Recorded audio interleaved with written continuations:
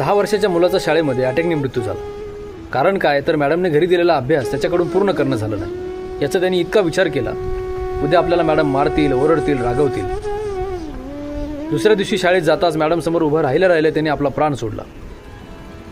6 वर्षाचं वय म्हणजे खरंच टेन्शन घेण्याचं वय असतं का? खेळण्या बागडण्याचं वय, धिंगाणा घालण्याचं वय. आणि त्या वयामध्ये जर मुलं टेन्शन घेत असेल तर ही विचार करण्याची गोष्ट आहे. आज परिस्थिती अशी निर्माण झालेली आहे, प्रत्येक आईवडिलांना आपला मुलगा शाळेमध्ये हा टॉपवर लागत आहे.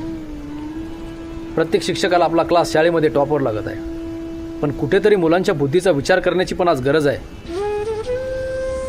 त्या मुलाच्या ओझ्या इतकं ओझं त्याच्या पाठीवर असतं, याचाही कुठेतरी विचार करण्याची आज गरज आहे.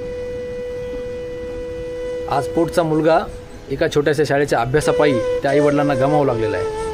आणि ही चिंताजनक आणि खेदजनक गोष्ट झालेली आहे. या बाबतीत तुम्हाला काय वाटलं कमेंटमध्ये नक्की कळवा. रामकृष्ण हरी.